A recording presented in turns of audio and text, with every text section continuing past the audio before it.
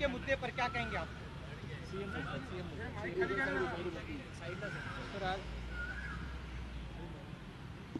स्वातंत्र्यवीर सावरकरांचा सातत्याने अपमान करणारे राहुल गांधी यांना सुप्रीम कोर्टानेच चपराक लावलेली आहे। आता रोज संविधान हातामध्ये घेऊन फिरणारे राहुल गांधी सर्वोच्च न्यायालयाचा मान ठेवणार का, हा माझा प्रश्न आहे। आणि अशा प्रकारे यापुढे स्वातंत्र्य संग्राम सेनानींचा अपमान राहुल गांधी करणार नाहीत अशी मला अपेक्षा आहे। सुप्रीम कोर्टाचे मी आभार मानतो की सुप्रीम कोर्टाने किमान त्यांची जागा त्यांना दाखवली आणि ज्या प्रकारे भारतीय स्वातंत्र्याच्या नायकांना ते अपमानित करत होते, आता ते यापुढे अपमानित करणार नाहीत अशा प्रकारची माझी अपेक्षा आहे। भारत सरकारने पाकिस्तानी नागरिक जे भारतामध्ये आहे त्यांचा व्हिसा रद्द केलेला आहे आणि त्यांना तात्काळ निघून जायला सांगितलेलं आहे। या संदर्भात असे कोण नागरिक महाराष्ट्रामध्ये आहेत याची यादी तयार झालेली आहे। आम्ही मॉनिटरिंग करतोय, सगळ्या पोलीस स्टेशन्सला देखील सांगितलेलं आहे। तात्काळ वेळेमध्ये त्यांनी देश सोडून गेला पाहिजे या दृष्टीने पूर्ण मॉनिटरिंग केलं जाईल आणि जर कोणी त्याच्यात दिरंगाई केली तर त्याच्यावर कायदेशीर कारवाई केली जाईल। कुठल्याही परिस्थितीमध्ये पाकिस्तानी नागरिक व्हिसा कॅन्सल झालेला हा या भारतामध्ये राहणार नाही, या महाराष्ट्रामध्ये राहणार नाही। या संदर्भात पूर्ण काळजी आम्ही घेतो आहोत।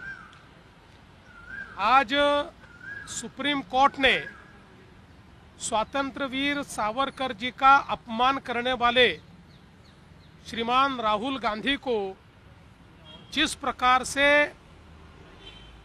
एक झन्नाटेदार चाटा मारा है, मैं इसके लिए सुप्रीम कोर्ट का बहुत आभार व्यक्त करता हूं, क्योंकि लगातार राहुल गांधी स्वतंत्र संग्राम सेनानियों का, नायकों का अपमान करते रहे हैं और जिस भाषा का भी उन्होंने इस्तेमाल किया है इससे देश बहुत आहत है।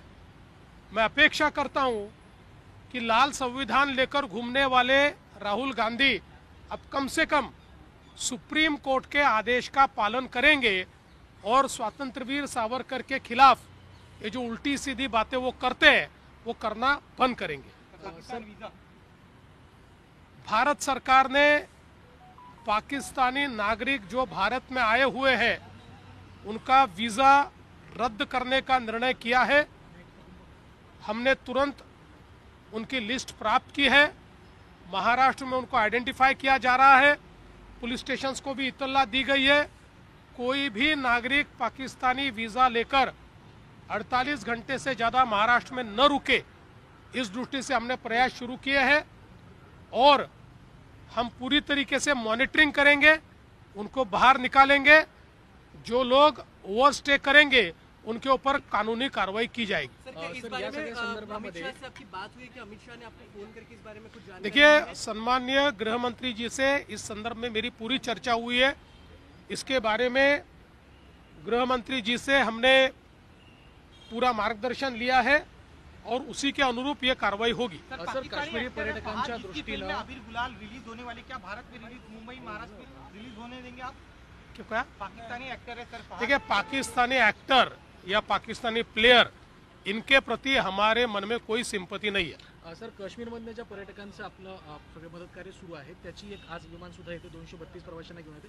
अजून काही पर्यटकांची नावं आयडेंटिफाय झाली आहेत आणि त्यांना कधी असं आहे की ज्यांच्यामध्ये पॅनिक होतं आणि रस्ते बंद असल्यामुळे ज्यांची व्यवस्था नव्हती अशा लोकांना आम्ही मोठ्या प्रमाणात इथे परत आणलेलं आहे। आता जे तिथे पर्यटक आहेत त्यांचे स्वतःच्या व्यवस्था आहेत, कोणाच्या 1 दिवस उशिरा आहे, कोणाची 2 दिवस उशिरा आहे। त्यामुळे आम्ही पहिल्यांदा तर त्यांना हे सांगतो आहोत की तुमची तिथेच आम्ही व्यवस्था करून तुमचे जे रिझर्वेशन्स आहेत त्याप्रमाणे तुम्ही परत आलं पाहिजे, अशा प्रकारचा आमचा प्रयत्न आहे। कारण सगळ्यांना परत आणणं याकरता वेळ लागणार आहे। त्याच्यामुळे त्यांनी जर त्यांच्या व्यवस्थेत, म्हणजे त्यांचे अनेकांचे विमानांचे बुकिंग आहेत, पण ते बुकिंग एक दिवस नंतरच आहे. त्यांना वाटतं एक दिवस आधी आम्ही आलो पाहिजे. तर पहिल्यांदा तर आमचा प्रयत्न आहे की त्यांनी त्यांच्या बुकिंगप्रमाणे यावं आणि त्याकरता तिथे त्यांची जी व्यवस्था करायची ती व्यवस्था आम्ही करतो आहोत. त्याकरता गिरीश महाजनजी तिथे स्वतः आहेत. पण त्यातले काही लोक थोडे घाबरले आहेत, काही पॅनिकमध्ये आहेत. अशा लोकांना आम्ही परत आणतो. दुसऱ्या बाजूला एका बाजूला हे सगळं सुरू आहे.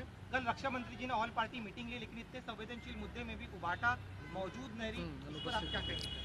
देखिए, मुझे इस बात का बहुत दुख है कि कम से कम देश के मामलों में इस देश का इतिहास है कि सारी पार्टियां एक रही है। और जब दुश्मन हम पर हमला करता है, दुश्मन जब हमारे साथ इस प्रकार का व्यवहार करता है, तो भारत की पार्टियों ने कभी पार्टियां देखी नहीं है। हम लोग उस इतिहास को जानते हैं कि जब अटल बिहारी वाजपेयी जी ने पूर्ण रूप से बांग्लादेश के युद्ध के समय स्वर्गीय श्रीमती इंदिरा जी को समर्थन दिया था, लेकिन आज जिस प्रकार के छोटे मन से और छोटे दिमाग से यहाँ काम हो रहा है, देश की जनता माफ नहीं करेगी। काश्मीर प्रश्नावरती सर्वपक्षीय बैठक बोलवण्यात आली, परंतु उद्धव ठाकरे गट त्याला अनुपस्थित राहिला. काँग्रेस असेल, ओवेसी असतील यांनी समर्थन दिलं, परंतु ठाकरे गटाची कुठेतरी वेगळी मला अतिशय या गोष्टीचं दुःख आहे की या देशाचा इतिहास ते विसरले. या देशाचा इतिहास असा आहे की युद्धाची वेळ असो, युद्ध सदृश परिस्थिती असो, देशावर हल्ला असो, देशाच्या संदर्भात एखादा विषय असो, या देशातल्या पक्षांनी कधी पक्ष बघितलेला नाही आहे. अक्षरशः बांगलादेशच्या युद्धामध्ये ज्या काळामध्ये खूप टोकाची लढाई चालली होती पक्षापक्षांमध्ये, त्याही वेळी श्री अटल बिहारी वाजपेयीजीने, स्वर्गीय श्री अटल बिहारी वाजपेयीजीने स्वर्गीय श्रीमती इंदिराजींना पूर्ण समर्थन दिलं होतं. हीच या देशाची परंपरा राहिली आहे. पण अशाही परिस्थितीमध्ये विरोध करणं, उपहास करणं, मूर्खासारखे स्टेटमेंट देणं, हे जे काही उबाठाकडनं चाललेलं आहे, देशाची जनता माफ करणार नाही. शरद पवारांनी एक महत्त्वपूर्ण विधान केलं आहे की काश्मीरमध्ये जे गोळीबार झालेला आहे त्यामध्ये धर्म बघून गोळ्या मारणे असं ते म्हणतात. शरद पवार साहेब काय म्हणाले हे मी ऐकलं नाही, पण ज्यांचे आप्तेष्ट मारले गेले, जे स्वतः त्या ठिकाणी होते, ते काय म्हणाले हे मी ऐकलेलं आहे. पवार साहेबांचं जर असं मत असेल तर त्यांनीही ते जाऊन ऐकावं. सर, एका बाजूला राज्य सरकारकडनं हे सगळं केलं जाते, सगळी मदतकार्य राबवलं जाते, विमानं पाठवली जातात, परंतु महायुतीतलेच खासदार आहेत शिवसेनेचे नरेश म्हस्के यांनी असं म्हटलं की जे लोक कधी विमानात बसले नव्हते त्यांना आम्ही परत आणले. कुठेतरी उपहासात्मक टीका केली. मला असं वाटतं की बोलताना कदाचित त्यांची जीभ घसरलेली असेल, अनेक वेळा बोलताना भान उरत नाही, त्यामुळे त्यांचं वक्तव्य काही योग्य नाही आहे. त्यांनी असं वक्तव्य करू नये. सर, मोदी जी ने कहा है कि जिन्होंने हमला किया उन्हें जमीन में गाड़ देंगे, पूरा देश इंतजार कर रहा है कड़े जवाब का. आप बतौर भारतीय नागरिक, क्योंकि महाराष्ट्र से भी 6 लोग की मौत हुई, आप क्या उम्मीद करेंगे? देखिए, मैंने अक्सर ये देखा है, मोदी जी जो बोलते हैं वो करते हैं. इससे पहले भी जब जब भारत पर इस प्रकार से हमला करने का प्रयास हुआ, मोदी जी ने करारा जवाब दिया है और वो करारा जवाब मोदी जी देंगे.